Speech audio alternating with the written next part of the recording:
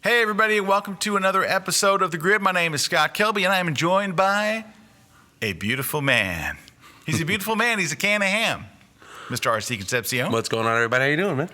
Good. I've seen you like day. in drips and drabs today. I'm just like, here. I came in and actually opened your door in your office today for a moment. But R.C.'s been sick with some weird crud that...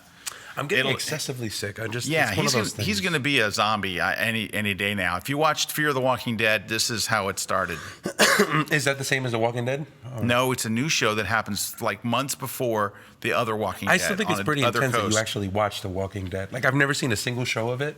It's one of those things where I'm like, I hear good things. Dude, it's the greatest show, but it's gross on a staggering, like I can't believe it's on TV. It's that gross. And I hate gross and scary things, but it's so good I put up with it. Now, I will tell you this about watching the Walking Dead. I watch it on my iPad after it's already aired so I can cover the screen. But I can tell you what I learned. I learned this very early on. You can watch tremendously scary and disgusting things if you turn down the volume. So really? Because it's the music and everything else that makes it like, ugh! So as soon as they start to like split somebody's head open or eat entrails, I lower the volume. Entrails. Oh, dude, they eat entrails like it's breakfast cereal. Oh. So I cover, am I right? So Kim's here, right? Am I right? That's like terrible. So I cover the screen with both hands and I kind of wait, and then I kind of look to, oh God, entrails. And then as soon as they're done, I put the volume back up and then it goes for like 30 minutes of no terrible. It's not all zombies like wall to wall, but when it is zombie time, it gets real. All right, anyway, we're not here to talk about zombies. We have a great topic for you today. Our topic is basically how to make enough money to pay for your gear. Right. So not talking about quitting your job, not talking about that, but we've been asked this question a lot of times, and we kind of broached this a little when we had Jared Poland on an episode. You guys remember the Jared Poland episode. Who could forget? So anyway, so we kind of broached it a little then, but we still get so many questions about it. And I think that is the dream. If I could make enough money to pay for like maybe get a new lens, get some lights, get some things during the year. Because for a lot of us, it's a really passionate hobby. You really love it. But then you have to kind of go, wow, there's a new body out of there's something else that I want to get. And how do I justify it to my spouse? How do I go to my husband and go, honey, I need to buy this new lens? Or, And I think that there's something to be said about that. Like when photography is a great thing, and it's a great way to kind of express yourself creatively, much like piano, much like golf. And there's people that don't buy a golf kit that go, I'm going to go to the PGA. Or buy a piano and be like, I'm going to go to Radio City Music Hall. It's like you can do it because you love it. You can do it because it's great. But if there was a way for you to do this and kind of feed the habit for the most part, like if you can make enough money to just pay for the next gear, next thing, that part I think would be really good. So we'd love to be able to hear your questions. If you're watching this, make sure that you go to kelbytv.com/thegrid. You can be watching, you're probably watching it there already. Join in the conversation, join in the chat. Make sure that we have your feedback, right? We do this for you. We want to be able to hear from you. Also, do me a favor, please. Make sure that you go to Twitter. Go on to Twitter. Twitter. And on Twitter, tell people that you're watching Kelby TV, you're watching The Grid, right? So go in and just, I'll tell you exactly what to say. We can cut to me and just be like, I am watching. Are you on giving you time. I'm pimping. Thank you. You are. Are you on video control room? I am on two, right? There you go. So I am watching Scott Kelby, right there, and About RC, that's my Twitter, on The Grid. Yay, You should come by. And then there, kelbytv.com/The just retweet it from you? Grid. No, I would rather them just write that, right? Make their own thing. So this is what you can do. So Johan Stoop already's coming in and saying, I have the same thing with Sesame Street, volume low. I like Sesame Street. I like Sesame Street too. Okay, thank you for covering. Thank you. I didn't get all my social media out there for the show. That's why I was kind of, crud. So sorry about that. Okay, so we're going to look at some general things you can do. Of course, like RC said, we want to take your questions. So please send them right in. Who's moderating your questions today, you might ask? Is it a beautiful man with a beard? Let's go see. Yes, it is. Boo! Ahoy there, Brad. I may have fibbed a little bit in the live chat. I told them that I shaved, which I did. I trimmed the beard and then I shaved the neck. but it didn't shave the beard. I'm not sure if we needed quite that much info, but Just okay, that's good. Trim the beard. I bet it's soft and luscious. I bet you could. I bet you could have stopped right at I trimmed the beard without really going down to the neck parts and stuff. But that's okay. I appreciate the extra info. He's looking good though. He's looking good. I love You the are. shirt. The shirt's very nice. It's just. It's a nautical theme today. Did you see this? Check out Brad's shirt. He looks like So he's boating. apparently, I don't plan my wardrobe for the week or the month or anything, but Meredith, who usually directs the show, pointed out that I apparently wear this shirt often on Wednesdays. So You know why? Because you're nautical but nice. it's sure. Wow. Wow, boom. I just blew that up. Anyway, hey, so Johan Stoop, who is very active here. Hey, the jib here is kind of in the way of the screen, so I'm going to only read part of Johan's question. So Johan asks a really good question. We're going to ask this before we even get into it. Johan Stoop 31, which asks this question. I would really like to ask my models to pay for the photos or for my hobby, but I'm so insecure that if I am good enough to do so, how do I know? So, Johan, here's the thing, because this is a tough question, and I know that a lot of people would like to do that. You'd like to be able to shoot comp cards for models, right? Be able to shoot their comp cards. And this is like a lot of things are in photography. Until you've done it, it's a catch-22. How do I charge for models when I haven't done it before? But once you've charged for models, it gets that much easier. You can go, look, I just did a comp card for this one. I did a comp card for that one. You know what? I can tell you something, Johan. Now, this is going to sound like a bigger picture thing, but if you can get a look that you do that makes models look awesome, they will pay you.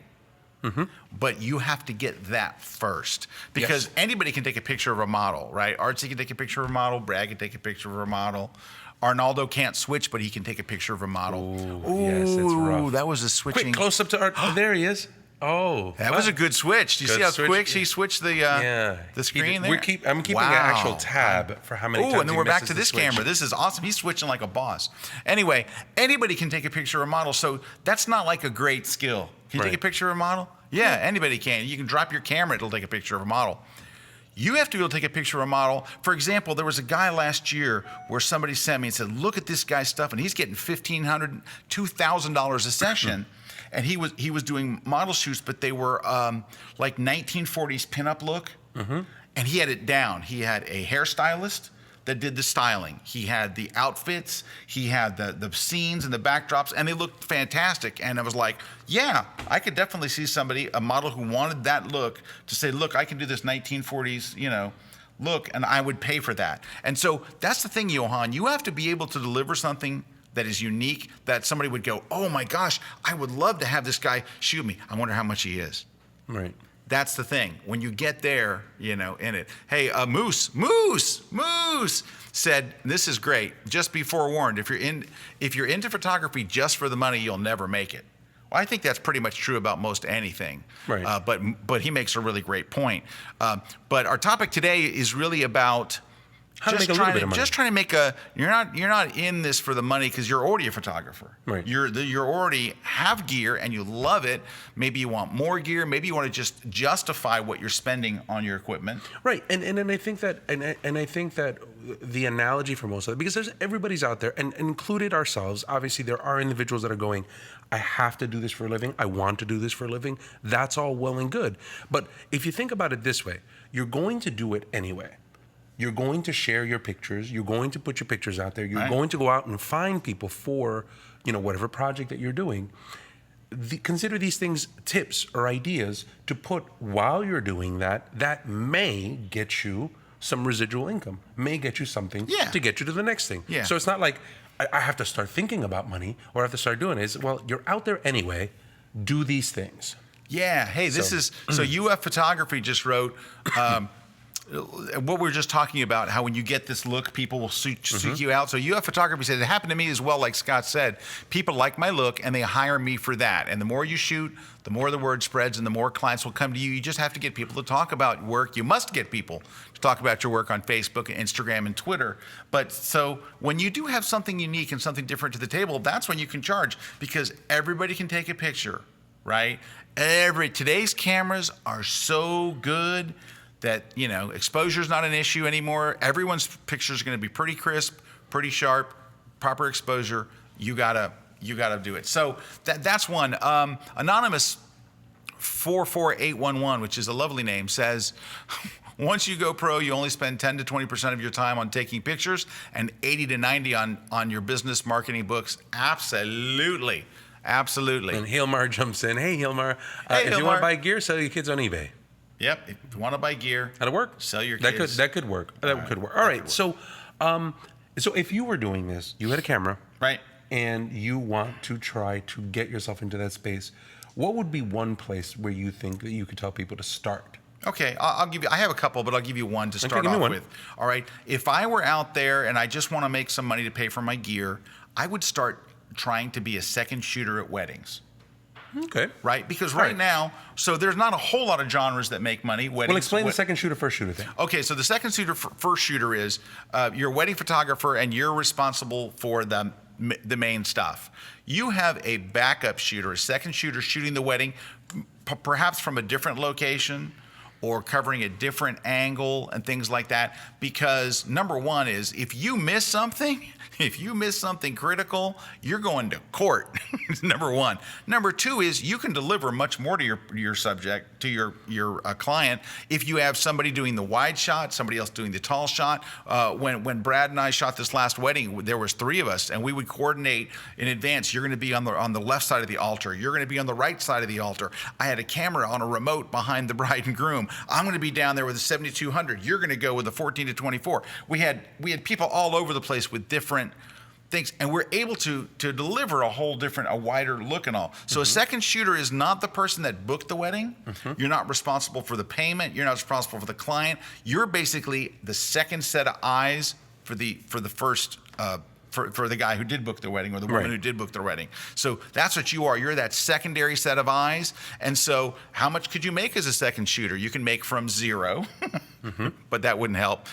You could get $50, $100, $200, $300, $400. It just depends on the wedding and depending on, but there are definitely second shooters who get $500, that get $1,000. It just depends. If it's a $25,000 wedding, the second shooter is not getting $100. Now, can I add something to that point? Please do. When you're doing this, now you're going to go to company XYZ and you're going to walk in and you're going to go, hey, listen, I'd love to be able to second shoot on a wedding. Those people, and this is based on experience. When back in New York, I would do work with wedding clients and things like that and companies that were doing that stuff. Think of it as any other job interview. So there's going to be a couple of different things that you want to keep in mind. Number one, if you've never done it before, it's going to be really hard for you to get them to trust the fact that you're going to do it for them. So you're going to want a body of work going into this that is going to afford them giving you a chance to second shoot. Now, that puts you back in the beginning where you're turning around and saying that, well, if you have nothing, then how do you get to the second shoot? Some places, not all places, but some places will allow you to guest in or to just be almost kind of like a third shooter or a guest on the wedding. These people will probably not rely on your pictures so much, but you're going to be the third line of defense, the just in case with most of that scenario. And if you show a good strong eye, if you show that you've collected some good images, you show that you've done some quality work, that might be work that you might be doing for big fat nothing. But after you do that a couple of times, it's almost kind of like that apprenticeship. You'll see that some wedding organization will turn around and be like, that guy was really good. That guy was a third. You know what? I'm going to need a second. I'm going to put that guy into a rotation. And they'll call up and they'll be like, listen, can you second shoot this one thing? And you can find yourself in that space. Second thing to keep in mind, when you go take a look at those wedding companies to talk to them about it, do not show up in a tank top and shorts and pants and just be like, I'm thinking about guesting at a wedding and I want to be able to. It will not do you any good.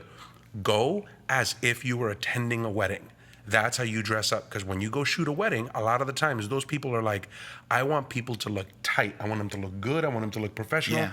They don't want you to stand out as a guest. They don't want you to I would say go as part of the team. I would say today's standard modus operandi for video and wedding people, for the most of the weddings that I've seen recently, are everyone's in black. Yep. Like they're wearing a black, like if the video crew often I will see in a black long sleeve shirt, black pants, and black shoes. You're just supposed to blend. Now, if you have the lead shooter, like if you hire David Zeiser or somebody big, they're going to come in a suit. David Zeiser's got a lot of suits. So you hire a big high-end. But I would say, like, even some of those weddings I've been to as guest recently, all the video crew and all the camera crew, solid black. Yeah, so just show up to talk to those people. But a nice, black dress shirt, nice black slacks. So that when black that when that wedding person, or if the shooter's there and he's looking at you, he's already making a connection, saying to him, you know what, this guy looks like he could stand in at a wedding. Right. He'll give you a shot. So Susby asks, how do you get a job as a second shooter? So you have to contact wedding photographers who are making a living, say, hey, look, I'd love to second shoot some for you. And I would be straight up with them. I wouldn't go, oh, I second shoot all the time. If you've never done that, say, look, I'd love to start second shooting. I don't know if you use a second shooter. Can I be a third shooter? Let me just kind of tag along with you for a few. It's really what RC is saying. Tag along with somebody else who's going to say, look, let me just do a couple just to get some experience. I'll give you the shots. And who knows, if you're any good, maybe you'll be the second shooter. If you have a wedding photographer who's working a lot, who's working consistently, their second shooter's not going to always be available. They may have 2 or 3 second shooters. Let's go to Brad. Brad has a comment. Brad. As somebody mentioned in the chat, being a second shooter is what they say, all the shooting at the fraction of the stress. Oh, and yes. Yep. I agree with that. I actually had a friend call me, was it yesterday or Monday, who is getting married next year, literally probably one of my longest known friends since preschool. And he asked if I shot weddings. And I was like, no, I do not. Here's my thing with shooting weddings. A, I'm not a wedding photographer, so I don't want to go and show up as if I am one. But B, I will be your second shooter if the first shooter is okay with it. I don't want all the stress and workload of having to edit the photos. I will go, I will shoot, and I will hand the card to the first shooter and let them take care of all the editing, and you can bug them for the pictures. Because I've learned from the past experiences of being the first shooter for friends, I'm just not good at getting around to editing those pictures, and it puts a strain on relationships. So I just don't want to put myself in that position. Yeah, but Brad's I can tell you from experience, Brad's a great second shooter. Brad gets a lot of great moments. And honestly, I think it was Joe Busick. Am I saying it right? Busick? Joe Busick, that I saw him teaching in the Canon booth at Photo Plus or WPPI a couple of years ago. And he said that he prefers to be, in this speech he was saying, he prefers to be the second shooter. So he can be there just to capture moments. He has another shooter worried about shooting the formals and all the stress and making sure they get everything. He wants to be able to deliver the moments that people fall in love with, the moments that are just like, wow. And let me tell you, that guy, he's amazing. He had amazing shots, and it was because he wasn't trying to be focused on the bride and groom cutting the cake, but maybe he was focused on grandma watching the bride and groom, and he's getting these tremendously realistic, reactions and cute moments, and his stuff was just off the chain. So to answer that question for Susby, I think you're going to have to straight up go and contact working wedding shooters and see if they either need a second shooter or if you can be the third shooter. I think it's a way to get you out there. It's a way to start earning a little bit of money. And it's also a way to really improve your skills. When you shoot 4 or 5 weddings, you're gonna get a real weddings. You're gonna get a baptism by fire really quick about shooting those. Hey, we're getting a lot of good questions coming in. I'm reading some of these, and there's something I want to mention. So, if you live in a cool area, okay. So we're going back to the first question, which was about the shooting the models for a portfolio and all that stuff. So, if you live in, let's say, Miami, Chicago, New York, LA, London, right? All you need to do is go anywhere else and go, LA photographer coming to town for 2 days. I'm taking bookings. I only have 6 slots available on Saturday. If you say you're a Los Angeles photographer and you're coming to Cincinnati, you're a big model photographer from LA coming to town, that'll do it. I got 12 spots, and they're $800 a piece, and they're going fast. You have to advertise that in the city that you're going to. You have to go on every board. You have to go to the local Facebook groups and whatever else you can do to get word out there. But if you live in a big city and you go to a small city, I'm a fashion photographer from Miami. I'm going to be in Little Rock for 2 days. Sign up to get your shoots done. $800 a session, $1,200 a session, whatever you want to charge. Now, there's Dreaming of Steam just wrote, sigh. Is the only way to make money is to go into weddings? No, not necessarily. No, that's what this whole thing is about. We're going to talk about other things, but let's just talk about just production stuff. There are several places that are doing production photography work, right? So take weddings, substitute weddings with children's portrait studios. Yep. Right? that happens also in children's portrait studios. Walk into a children's portrait studio and be like, listen, I'll do some of your culling, some of your editing. Let me do some of your work. Actually, a lot of my skill, my background skill in photography started at a children's portrait studio where I walked in and I said, listen, I'm okay with a camera. I kind of need a little bit more space. And we traded off Photoshop work for studio time. And I started getting behind the camera more, and I started doing background and printing more, and I started playing with kids more. I used to like doing a lot of kid photography. I'm a big fan. You're great with kids. I love playing with kids. Like in the photographic space, I think it's awesome. And it was one of those things where I was like, I got more experience by going into those studios. So if you're not looking at weddings and you don't want to do the wedding side, portrait studios, great place for you to be able to do that. Yeah. So it's not just weddings. Lots of questions coming in. Let's see. Bruno Miguel Santos says, if you don't have money for models, just hire the family. Yep. So Bruno, I'm gonna give you some advice. Don't get your friends and family to do, because here's what's gonna happen. There are people who are tremendously photogenic. You take a picture of them, you can't take a bad picture of them. Take a picture with your phone, they still look great. But what happens is someone will go, oh, I want to take a picture of my cousin. Right? Your cousin could be an attractive guy, looks good in person, takes terrible pictures. We see it all the time where someone who is attractive in person takes a horrible picture, doesn't look anything like them. And we also see the inverse, which is someone who looks kind of bland in person takes an amazing picture. The structure of their face, their bone structure, their cheekbones, the whole 9 yards, you look at them and they just look regular, take a picture, and you're like, unbelievable, right? So here's the thing. Let's say you start shooting pictures of your cousin and they don't look very good. Not because you're not a good photographer, because your cousin doesn't look very good. Your cousin's not very photogenic. Cousin's ugly. So here's what you think. You know what? I'm just not very good at portraits. I'm just not a portrait. I'm going to try landscapes. You got a face for radio. I tell you what, honestly, you'd be way better off to find who your friend is that always takes a great picture and shoot them, practice on them. Don't shoot family members, because you're going to probably get a lot of pictures that don't look good. Yeah. And you're going to think it's because of you. So I really stay away from the friends and family thing unless you have a friend that is crazy photogenic. Right. Like crazy photogenic. And it's not, and that's not to say, and I was going to jump in and be like, don't do anything unless your friend's hot. He or she. But then I'm like, it has nothing to, no, but it has nothing to do with hot. No, it doesn't have to do with the hot. It has to do with photogenic, and you hit the nail on the head there. It's how the camera interprets your face. Yes. Because you can be, you can look tremendously bad in standing there in person, and just for whatever reason, you hear that thing, the camera loves you. There are people the camera loves. And you could hates, but the camera loves. You could look like but if that looks good in a picture, that's the person you want to shoot. Hey, why don't we do this? Why don't we take a quick break? When we come back, you've got like 9 more that we got to go through. No, yeah, we do got 9. I don't know if I got 9. I got some. All right, let's a couple more. Breaky break. Other thing is, let's take some breaks. We'll take your questions right back here on the grid. We'll see you guys in a little bit. Snoop breaky break.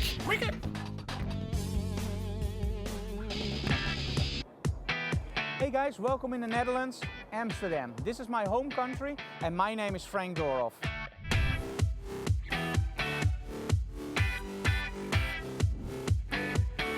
If you want to learn more about studio photography, the first thing you have to understand is how do you build your own studio? There are so many problems you will encounter during the building of your studio. The size is too small, the size is too big. What do I do with the walls? And the list goes on and on and on. In this class, I will give you a lot of tips about how to build your studio.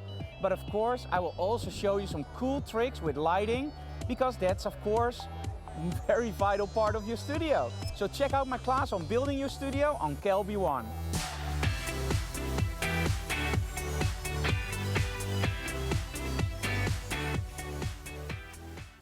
Hi everybody, Scott Kelby here. I want to tell you about my brand new class. It's called Retouching Brides. And in the class, we cover everything. We put a lot of emphasis on skin.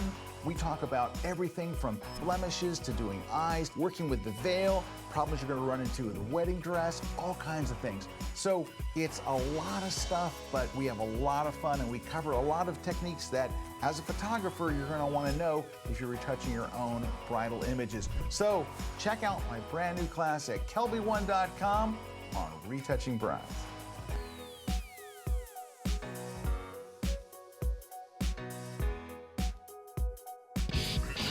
Welcome back, everybody. RC here with Scott Kelly on the grid. I don't know if they caught the clearing my throat things.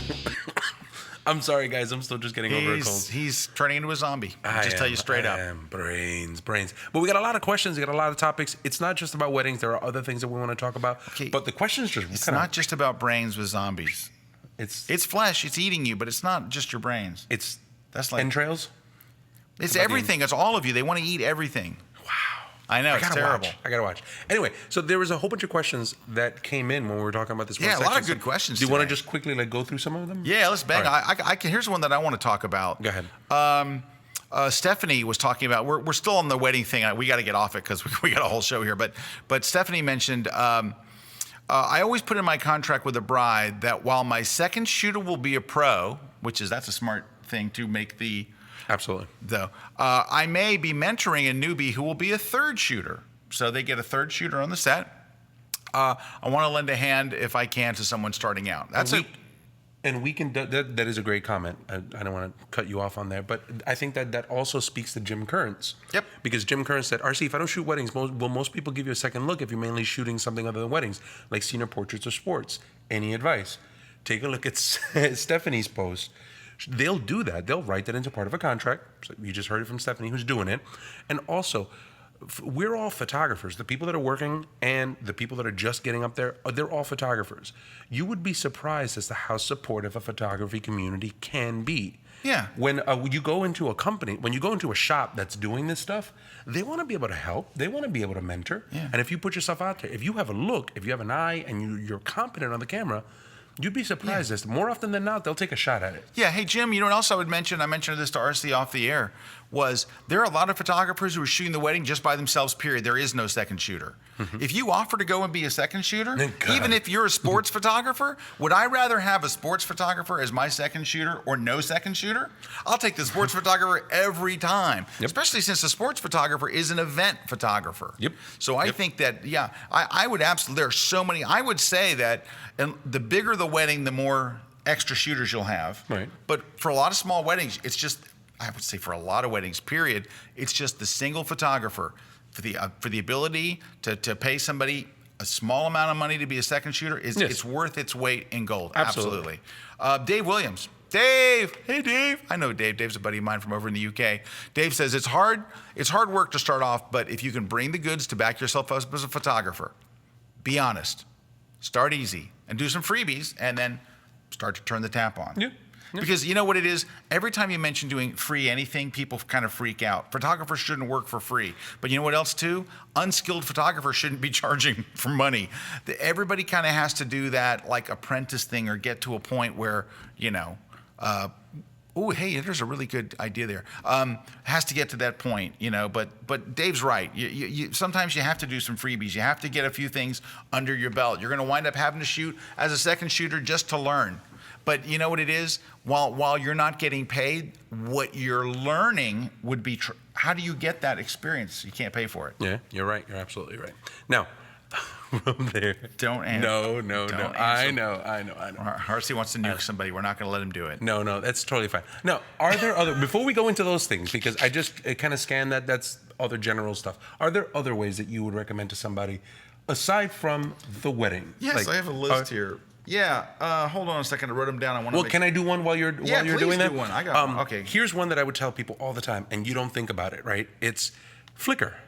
I know that already I can feel the heat coming this way about Flickr. Like, it's the place where you go to get a hug. I know. I didn't say anything. However, this is the one thing that I tell people all the time. It's kind of like my fat guy analogy, and I can say that as a fat guy, right? Whenever I want to look skinny, you know what I do? I hang out with fatter people, right? So what happens with that is that's an old Rodney Dangerfield thing. Brad, come on, man. No, it's a Rodney Dangerfield easy money thing.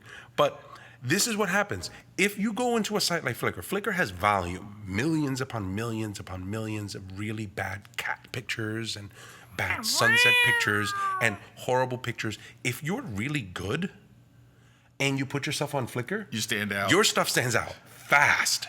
So if all of a sudden you're amongst a whole bunch of different things and your stuff is really good, you'd be surprised as to how many times, made Discover, made this, made that.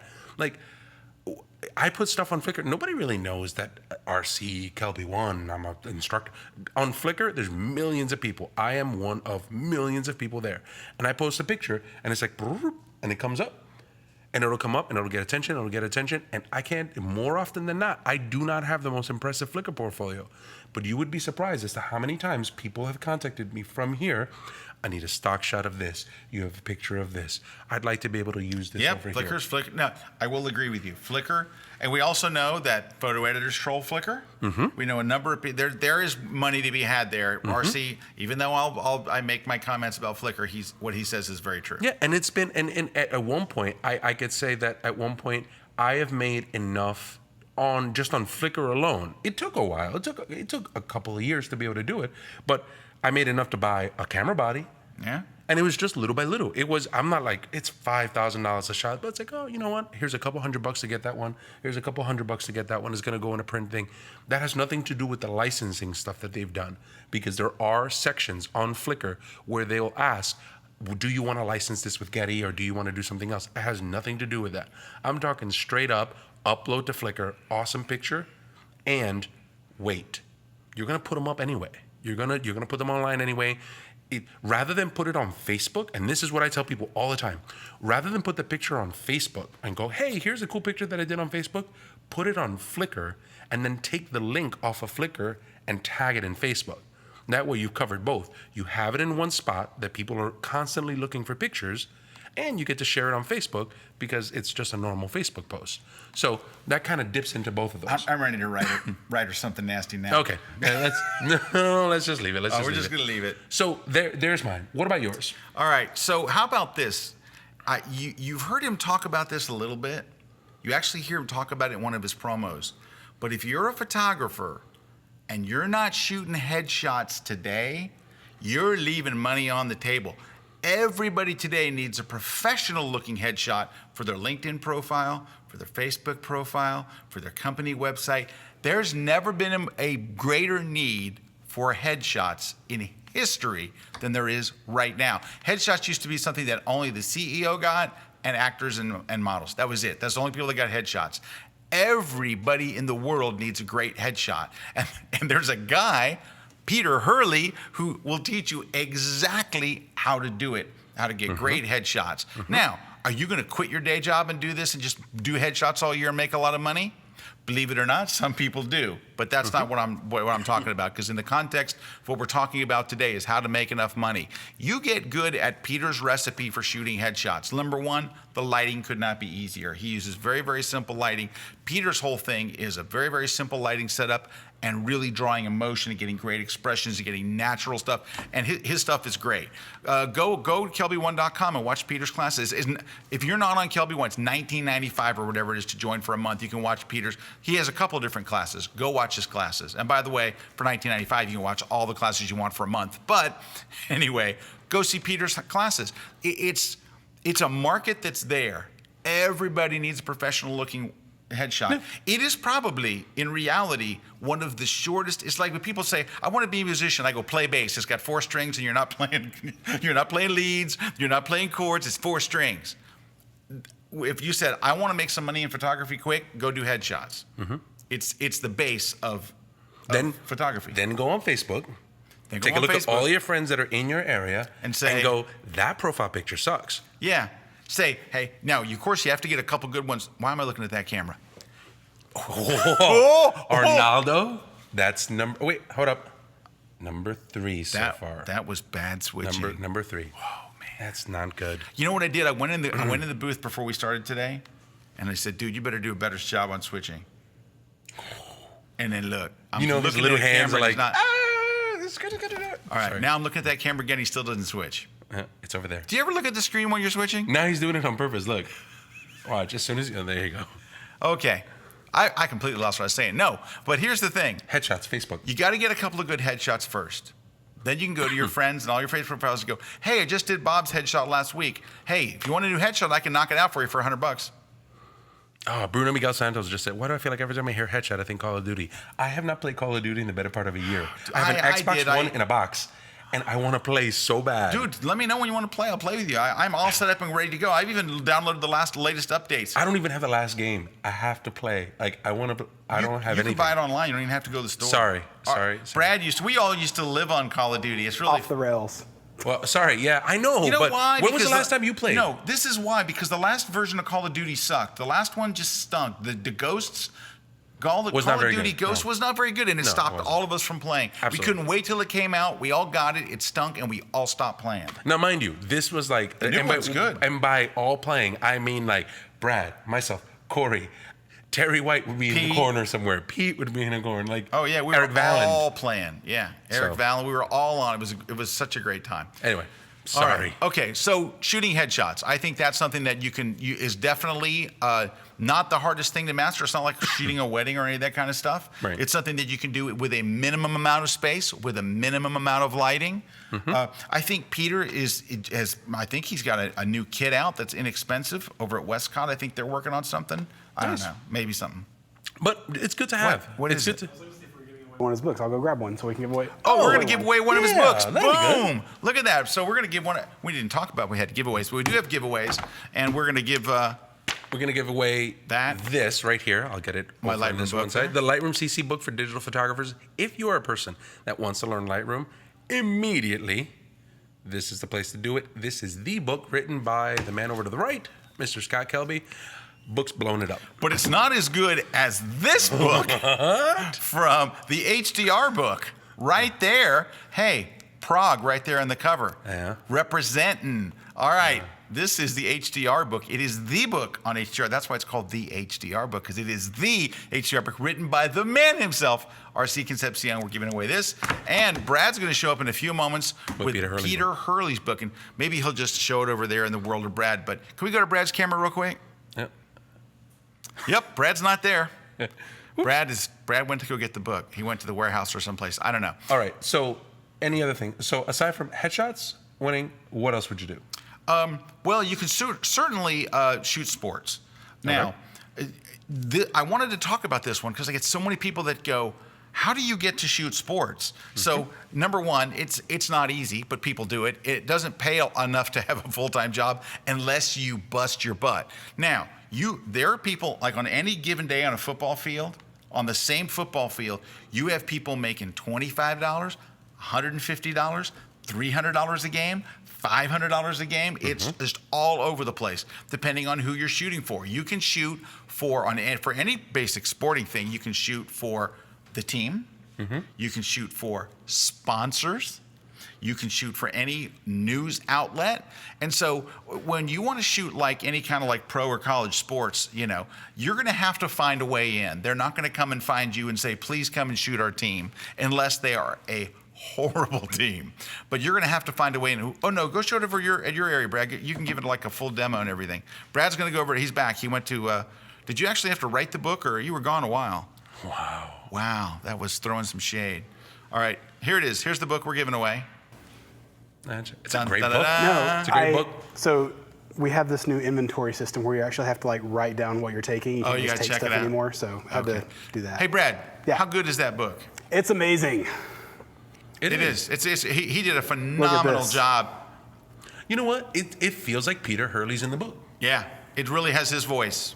And I think that's, if you like Peter Hurley, then you could read Peter Hurley, and it really is like it's his technique. He no holds barred, but at the same time you feel like it's him inside of the book. That part was pretty good. That book is very complete. So are his classes, so you can go check those out. Okay, so back to the sports thing. I don't want to tell you it's easy getting into shoot any sporting event. I can tell you this: it's a lot easier at the high school level.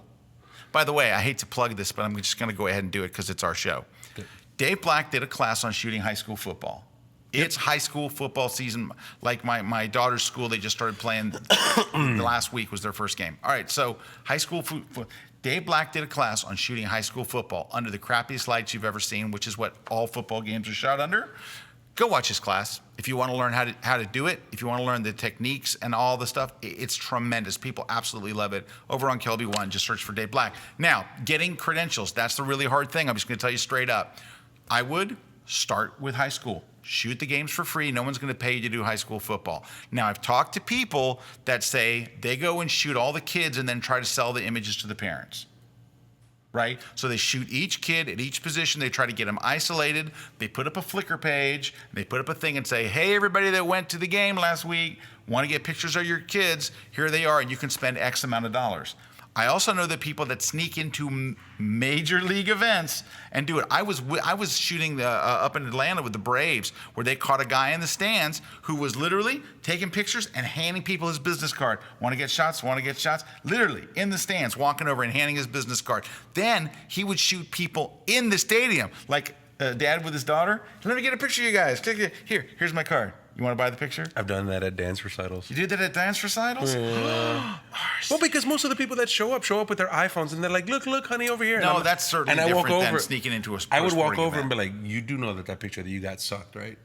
And be like, look at this one. How do I get that one? And they'll be like, it's going to cost you.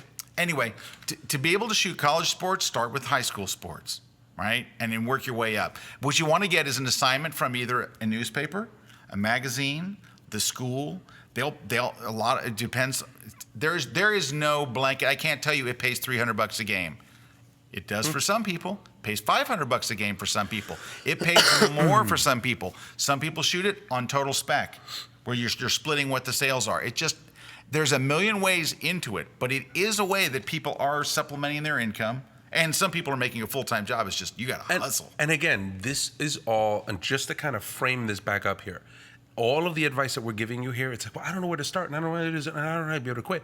Oh, do I quit my day job? Again, we are not telling you whatsoever. This episode is not quit your day job and go sell photography. This is all based on you are shooting anyway. Here are a couple of things that you could do to try to make some money. Some money on the side. Some residual money. To pay for your gear. This isn't like you're going to make thousands of dollars, because it requires a certain amount of commitment to be able to do this. I want to tell one story before we go to the break. Yeah. One of my favorite instructors that's out in the space is a lady named Katrina Eisman. Phenomenal Photoshop person. And every now and again when I go to New York, I go in and I sit with her. And we started talking about fine art photography and exhibitions and blah, blah, blah, blah, blah. And I sat with her at one point, and this must have been 7 years ago.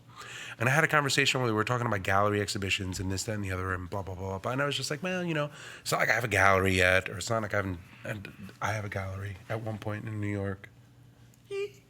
But anyway, it's He not did. like He did. Gallery showing. Okay, so still jealous. But what happened with it was I was just like, gallery, blah blah blah, and I don't remember quite the conversation. But what happened with that was the question was posed to me.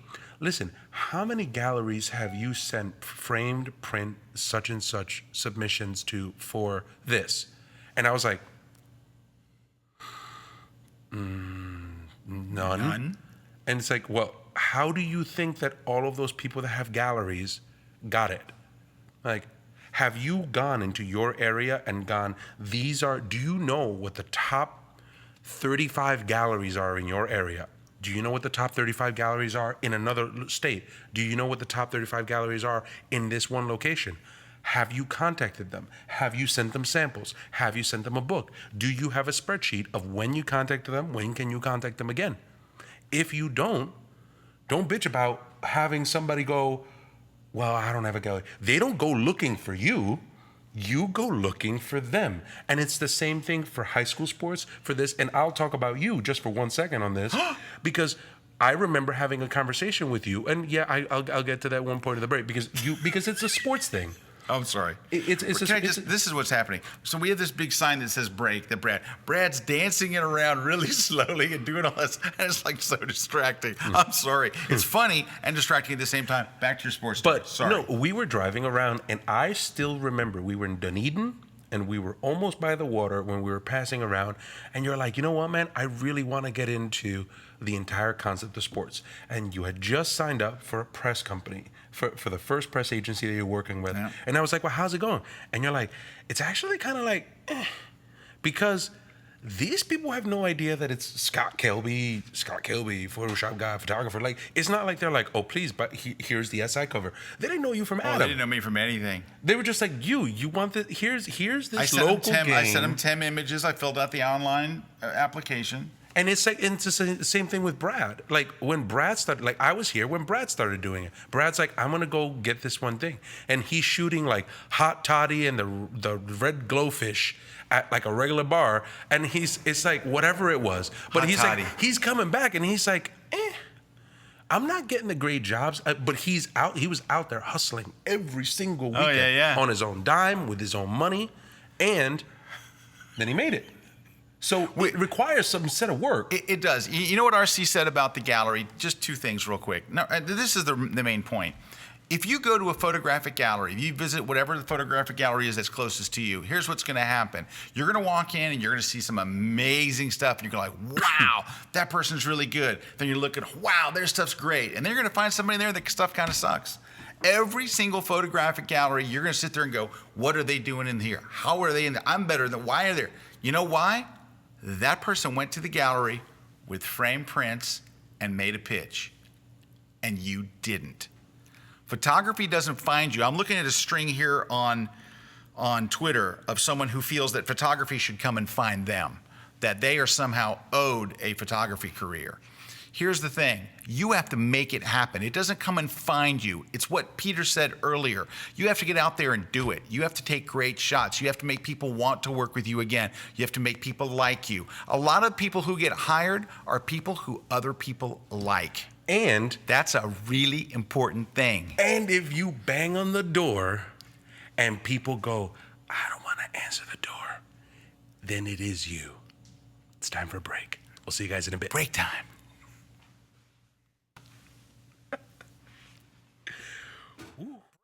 Let's go to break.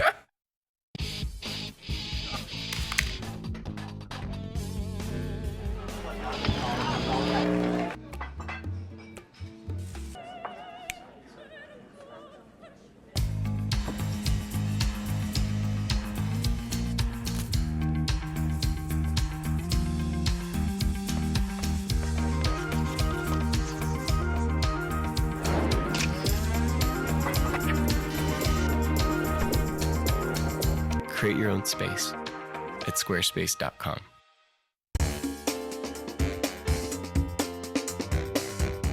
Hey everybody, my name is RC Concepcion and I'm here to invite you to join me on my brand new tour. It's the Lightroom CC Power Tour. If you're a beginning user and you haven't used it before, you're going to walk away finally knowing the program from start to finish.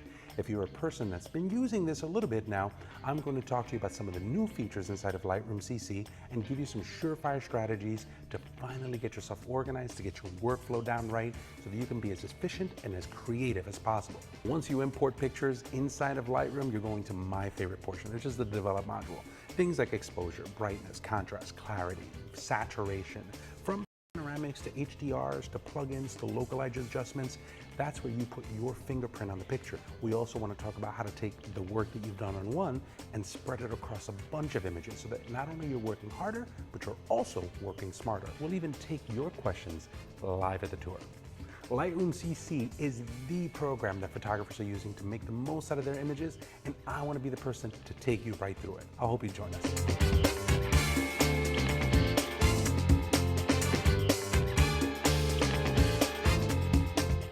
Hi, I'm Richard Burnaby. Welcome to the beautiful Blue Ridge Parkway of North Carolina. We're going to go on a photographic road tour, photographing waterfalls, sunrises, sunsets, grain landscapes, mountains. We're going to talk about gear, we're going to talk about camera settings, and most importantly, we're going to talk about my thought process that goes into each of the compositions, the locations we visit. So I hope you check out my brand new class only on kelby1.com. Hi, I'm Richard Burnaby. Welcome to the beautiful Blue. Whoa! Welcome back, everybody. RC here. We have our third shooter switching today. Our third shooter. He's good. Hey, look. Can I just address one thing? So I was just looking on your Twitter and going back and forth. So there's a section that I usually don't do this all that often, but here's what happened. So I saw on your Twitter. I'm checking out your stuff. And on Twitter, it says, I've done 3 free and 1 for $50. Right? This is in response for putting yourself out there, talking about this and doing this stuff. So somebody turned around and is replying you and said, I've done 3 free and 1 for $50. Got me nowhere. Sky Kelby, I think that there's more to this than what you're saying. Personal close-up? No, there isn't. No, he doesn't really listen. There isn't enough. There isn't. That's it. Guess what? If you've done 3 for free and you've done $50 and it's got you nowhere, A, you probably suck, or B, you haven't done it enough.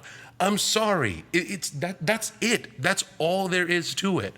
It's not like there's a hiding. There's a blog post coming out tomorrow, RC, about you. It's annoying because it's like we're trying to tell people, you know what you got to do? You got to hustle. You got to hustle and you got to be good.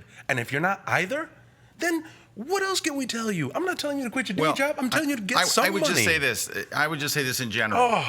People hire the people they like. Just straight up. I don't care what. You know what? If I interview 2 people here for a job and they have the same skills, you know which one I hire? The one I like the best.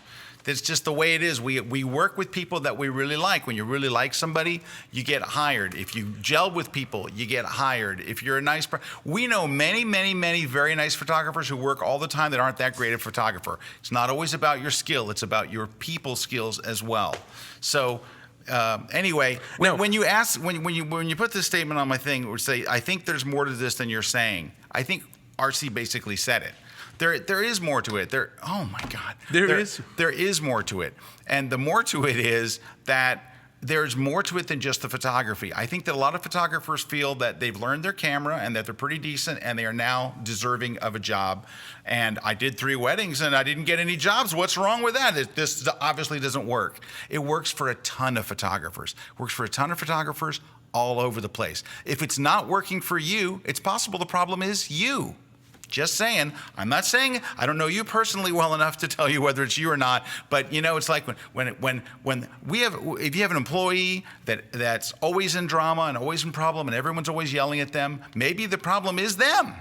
Yeah. Maybe it's not them, because they're always like, oh, everyone's picking on me or everyone's mad at me or whatever. In every company, and as long as we've had this one, there's always been a person like that. There's always is. No. Maybe the problem's them. It's possible. And this is one of those things that you need to be able to consider. Now, can I pull it into Lightroom for a couple seconds? Yes. Because there is one thing that I did want to Lightroom. point out when we talk about this, because a couple of the other things that I talked about was, obviously you're going to put your stuff on Flickr. The next place for you to put it is on 500px, right? Now 500px is kind of where I showcase my work. And yes, 500px does have sections where you can sell prints. This is an option that is there. Right. Well, so let's stop right there. That's an important distinction. The fact that they will sell your prints if somebody comes by. I had to turn off my notifications. I was getting email. My email box was full of somebody wants to buy your print, somebody wants to buy your print. And I just didn't, I got too much going on to be going, okay, let's do this and let's put it on this paper. I just didn't do it. I turned off the notifications and took off the things for selling my stuff because but if that's what you want to do, people will find, if people find your work and it's beautiful, they'll buy it right off of 500px. Right. That's an important thing. Now, in order for them to be able to do this on Flickr, if you don't want them to contact you, what I would recommend is this. Make sure that you have all of your stuff on the metadata template filled out. So let's just say that I want to sell, for some ungodly reason, this picture, right? And I like the picture. It's a picture of my daughter, obviously. She's doing a little kung fu. Kung fu. So she's killing it on the kung fu thing. I'm very happy. Now, inside of here, you'll see on the right-hand side, there's a section called metadata. Inside of here, there's a preset, and that preset is set to none. If you click on the drop down here and you go to edit presets, click on edit presets, and then put in here, this is the information that I would tell people to write. Put in your copyright information, copyright status, make sure that it's copyrighted, right usage terms, all rights reserved. Email rc@aboutrc.com for licensing. From there, the URL, I would put in my name. Do not put your address. Do not put your city. Do not put any of this stuff. Your phone, the phone number that I would recommend is your Google Voice. Sign up for Google Voice. If you're in the United States, you can get it for free. It routes to your cell phone. You don't have to give your actual number. And if people leave a voicemail, it comes across as a text message. You don't have to worry about anything. It's free. It's a free service. So I'm going to put in 727-537, and I'm not going to share the rest of that. Then from there, I would put in your email address, and put in your website. These are all the fields that I would fill out. Once I have that set, what I would do here is I would go to Save Current Settings as a new preset, and I would call it for Flickr. Now, every single time that I use that preset over here, I'm going to come over here and I'm going to type in for Flickr. It adds all of that information to that one file. Only then should you export to Photomoto or 500px or any of that stuff, because then what's going to happen is somebody downloads it, they're like, oh, this worked well. What will happen is an ad person will grab it, download a comp, throw it onto the website, they'll set everything up and they'll go, yeah, that looks really good. Whose is this? They're not going to remember where they got it. They're not going to remember what happened. They go into the file info. Inside of the file info will be your stuff. Right. They'll email you. And there's lots of programs they can find that in. It's not just in Photoshop or Lightroom. There's a lot of programs. Lots of good questions coming in. Dave Williams, we talked to Dave earlier. Dave says, get your photos tagged properly, and you stand a chance of selling through non-stock sites. So that tagging your images, basically that's, is anyone going to find you in a search? That's a whole art unto itself. In fact, I believe we're talking about having a class on just that on Kelby One. On just being able to properly tag your images for stock photo sales, which brings up Jock's Photos asks, I'd like to suggest a Kelby One class on being a photo assistant or second shooter. I agree. I think that would be a great class. But actually, Brad would be awesome at doing that. But I'm trying to get a concert class out of Brad first. So once Brad, we get that to that, because Brad would do a great job on that. Oh, Brad would kill it. Stephanie says, I'm not saying this to Brown Nose, but I have a slip of paper where I wrote something RC said once. People hire the photographer, not the photography. Now that is based on an old artist thing, which is people hire the artist, not the art. I mean, they buy the artist, not the art. That's why when you have a sense of brooding and you dress in black and you have an earring and all this kind of stuff, your chances of sales go way up. Did I tell you about that one time? Where I went to a workshop. I was trying to work on my pictures and I wanted to get them out there. And somebody turned around and I showed up and I was like, hey, what's your name? Blah, blah, blah. And we're talking about marketing. And I'm like, oh, my name's RC. And they're like, RC, A-R-C-I? And I'm like, no. It's actually Rafael Concepcion. And they're like, why don't you go by Rafael? Why don't you call yourself Rafael? And I'm like, Rafael sounds like a beret. It's and your like name. And it's your freaking name. name. This is what you said. It was just like, I was like, that just sounds pretentious. It sounds like silk shirt kind of. It only sounds pretentious if you made it up. And if your name's Bob Johnson and you go, I want to be called Raphael, that's BS. But if your name is Raphael, it's not pretentious. That's your name. I know. I wish my name was Raphael, because I would find a way to say it, Raphael. Dude, and like I told RC, man, sign all your stuff for Raphael. RC's your buddy. RC's the guy you go have beers with. Raphael's who sells you your artwork. But see, and that's the thing. Like, so now, but if you've noticed, I've taken your advice. A lot of my stuff. I know, and you have a very nice little RC. It says signature. Raphael. And it's one of those things where it's like little by little. I will have a gallery showing, and I'm going to look like Yanni. I'm going to show up with like the white flowing shirt. Dude, you should have many flowing shirts. I would rather even see Raphael RC Concepcion with RC in the middle. Now, a couple of other things that I wanted to kind of bring up. I do want to bring you over to my website, because there's a couple of other things that I wanted to talk to you about. Here's why he wants to bring you to his website, because it says New York Gallery Show right on the front page. I'm sorry. No, that's why. Now, just say it. A couple of things. Have a website. Drive people to your website. And tell people that you sell prints on your website. Like, if you notice, I don't talk about it. I don't tell people about it. I'm not garish. Like, I'm not crazy about, buy my print. Here's this. You can get it as a print. I bring people to my website on my blog. And then from here, there's a section there that says print sales and licensing. Is there anything in here that's crazy? No. There's a picture. There it is. I tell people there's prints, there's licensing. I tell people what I use to print, and I tell people a little bit about the signature print series. And that's it. No add to cart, no. I'm a huge Smug Mug fan, but I don't use Smug Mug for volume sales of my work. I use Smug Mug for kind of order fulfillment. You go out and you shoot this one event and you want people to buy the event. Right. I don't want to deal with it. It goes that way. But when it comes to buying a print of mine, I want to be able to print it. I want to be able to do something. I did an entire Kelby One class called Print, Pack, Ship that talks about the process of selling a print. So the people that come here, I want people to contact me directly to buy one. and it's not dressed up. It's not, completely crazy. But what happens here is the people that call here are already pre-qualified. If you're going to call me and ask me about a print, I'm going to talk to you about it. It's a personal relationship that we have with it. It's going to be expensive. That's just because it is what it's going to be. And it's going to be expensive. It's going to be expensive. And that's fine. So it's there. Do I make a lot of it? Do I sell 40,000 of them? No, but I sell enough of them. He sells enough of them that he has his own credit card based on it. and this brings me to this one section here. So everything that I do is based on the blog, and I got to be better about it. Like everything else, it's always like, the cobbler's kids have no shoes. But for me, everything that you do, if you post it on Facebook, don't post your pictures on Facebook. Post a link to your blog on Facebook. Get people to come there. Get people to come back to your website. And on my website, I do things like this. Here's a section that's called Themes Make Websites Easy. Elegant Themes and Theme Forest, 2 places that I go to for other things, theme development, stock photos, and this and the other. This left section that I talk about right here, I talk about content. I talk about a bunch of different things that I do. Inside of here, on the right side, people have a general understanding that your right side is going to be ad-related, ad-based. So if you put an ad here on your website and you get people to come to your website, this could be good.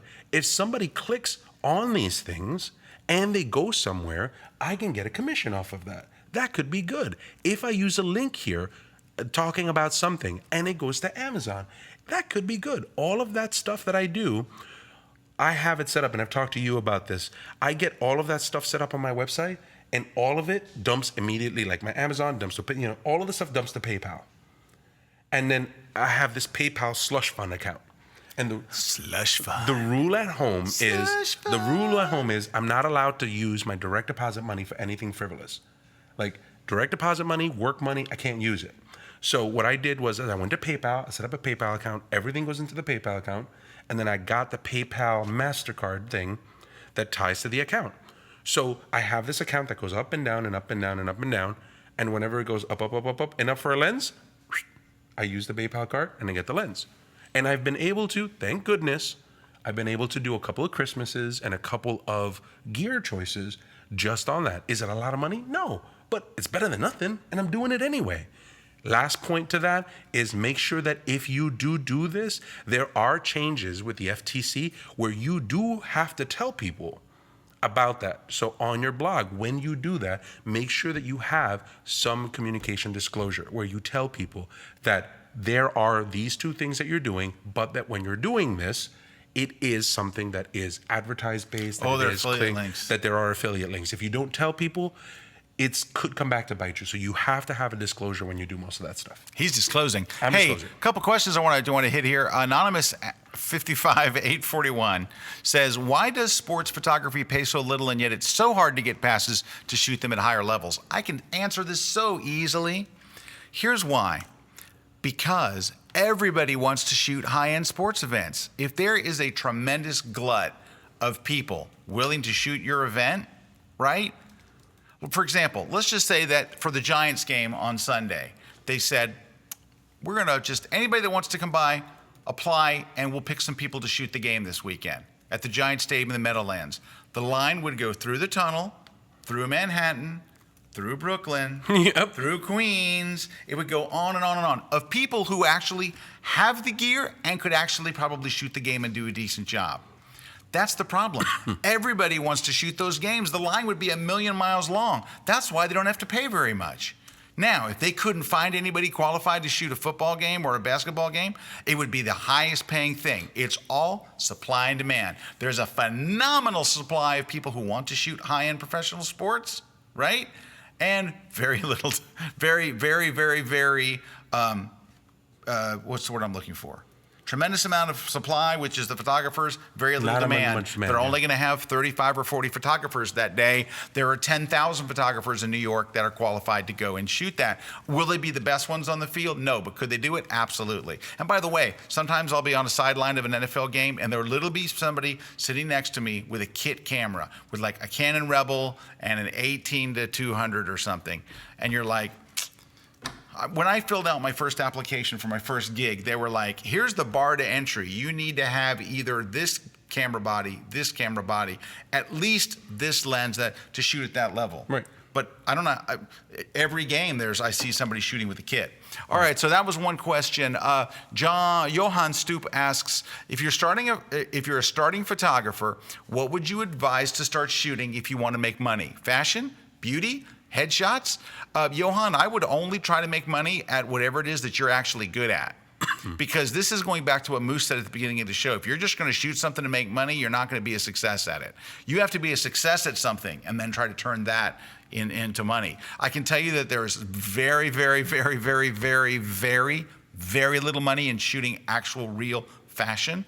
Virtually none. Even Lindsay Adler, who sat in this very chair on this very stage, told us what she hopes to make from a editorial shoot is actually getting a commercial shoot that someone sees her spread in Vogue and says, oh, I want there to do my campaign, and that's where the money's made. But that's not weekend stuff. So I would say get really, really good at something. Don't pick a genre just because you think you're going to make a few bucks. Mm-hmm. You're supposed to take the genre that you're good at and try to make a few bucks. So it's a little different. So UF Photography asks, guys, I have one question. How do you get sponsored by a camera/gear companies? I can answer this one pretty quickly. Look at the people that are sponsored. Go to like Nikon's ambassador page or go to Canon's Explorers of Light and all. So what do you see there? You see people who have a very large public reach.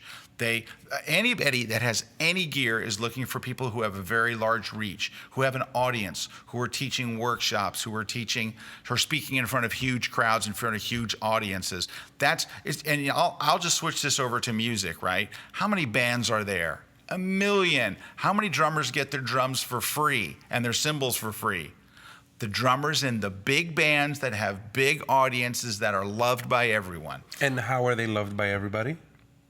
Online. But I'm saying, how do they love it? They make good music. Right, yeah, they're big, popular, giant bands. Let me put it this way. Alex Van Halen has never paid for a cymbal probably in his whole life. Ever since his first album, they're like, what cymbals would you like, Mr. Van Halen? Eddie, what kind of amp would you like? Please. Choose any one you like. That's because Eddie has a giant audience. Every time you see a picture of Eddie, you're going to see Eddie's amp behind him. Now, of course, Eddie makes his own amps now. Here they are. PVs? EVHs. Oh, I didn't know that. Right? Oh, that's the Van Halen one. It's over here. Eddie makes his own brand of, but that's basically straight up it. If you have a giant audience, they will find you. If you have 300,000 people on Twitter, your phone will ring and it'll be, hey, this is Sony. Hey, this is whoever. And how do you get 300,000 people? Make good work.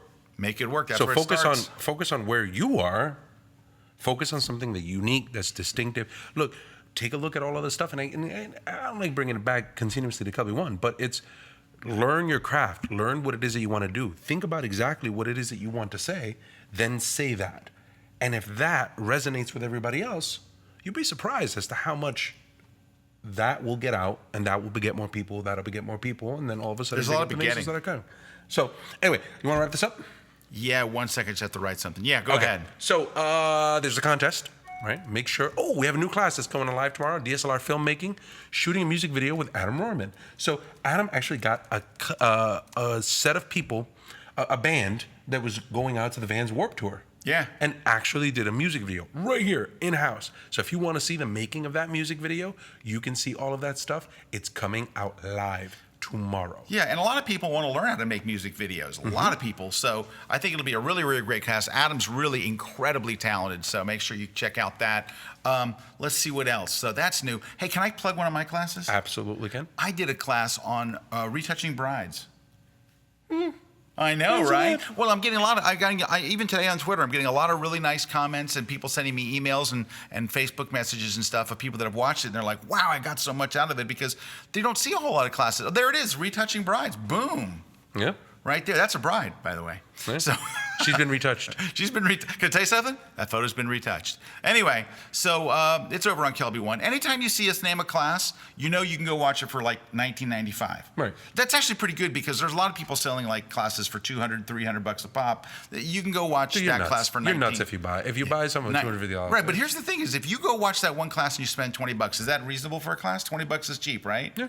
But you're not just watching that one class. You're getting like a month-long subscription. You can watch as much as you want. Your All of our eyes classes, bleed. hundreds of classes, hundreds unlimited for a month. Right. For 19. It's cheap. Come on. It's cheap. Speaking of cheap, we got a deal for them, RC? That's right. You got a PeachBit ebook deal. Make Ebook sure that you go deal. to peachbit.com/Kelby1. Enter in the code Kelby1. You're going to get 40% off of this ebook, Hacking to Digital Print, Alternative Image Capture and Printmaking Processes by Bonnie Piers-Lotka. Great book. Even better, at 40% off of that ebook, go to peachbit.com/Kelby1 and enter in the code Kelby1. Now, the contest, make sure you go to kelby1.com/contest.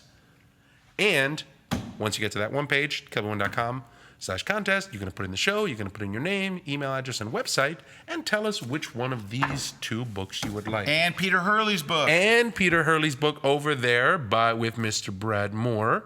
So one of those. That's Jason Group. That is Jason Group. I love Jason Group. He's such a nice guy. He is. I like Very good Jason a lot. photographer, too. Very good trainer. Hey, did I mention he has a cast like Kelby1? I'm sorry, I can't help it. I'm on a roll. So, hey, Shoe Leg Up Pro Reloaded. You got a couple of dates coming up. Oh my gosh, in Phoenix. Listen, no, I need your help. Phoenix. Hello, Phoenix. All right, I'm going to have to switch on my computer. Don't move, don't breathe, don't make a sound. Okay. Phoenix, Arizona. All right, I need help. I need people's help in Arizona. Okay.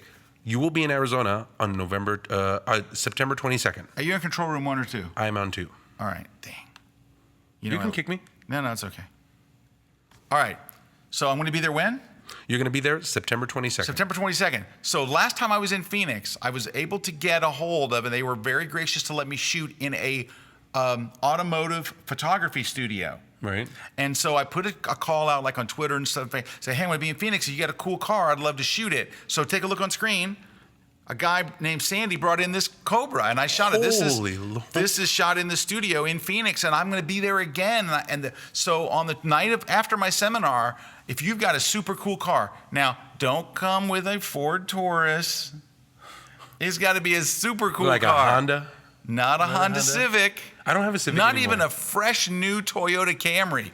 But if you've got a cool car like a Jag or something cool. I did get a cool car, though. I have an HRV. It's not. You do have a cool car. It's a good car. Okay, so listen. That's gorgeous. Here's what I'll do. You bring the car down to the studio. It's right there in Phoenix. I'll shoot it. We'll have some pizza, right? Mm-hmm. Right. See what happens. See what? No. A couple of drinks. No. We'll have some pizza.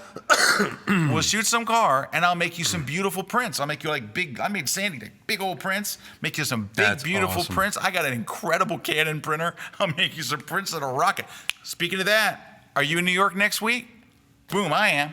He That's is. right. That's right. I'm speaking at the Canon Expo next week. You know, the Canon Expo is giant. It's huge. It like takes over the whole like convention center. Yeah, it's to think of it like the way I've heard people do it. It's once every 5 years, Yeah, it's once every 5 years. and it's the size of Photo Plus, But it's just Canon. but it's just Canon. It's humongous, and it's also invite only.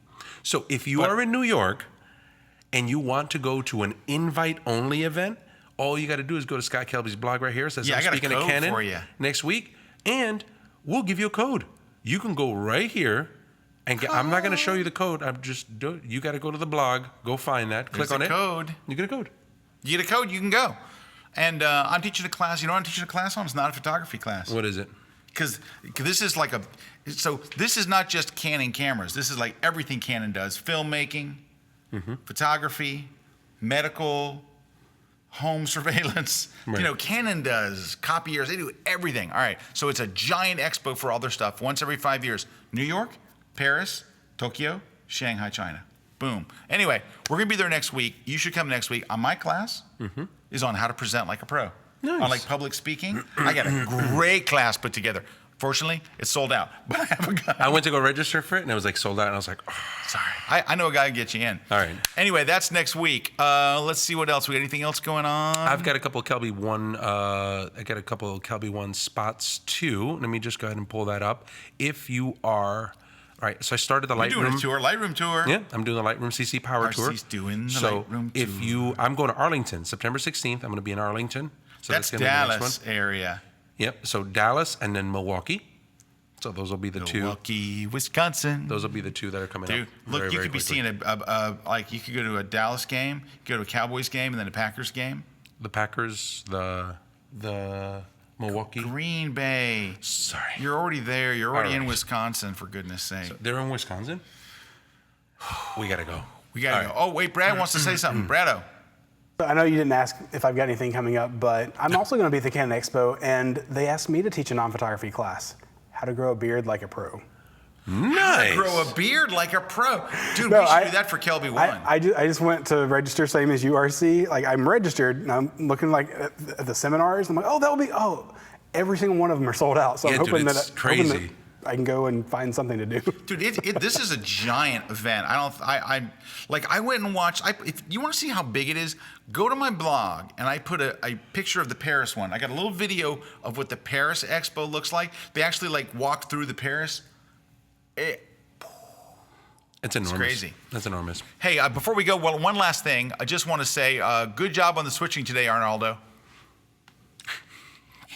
I mean, good job on the switching today. He's getting Arnaldo. there. He's getting there. He is. He's good. getting there.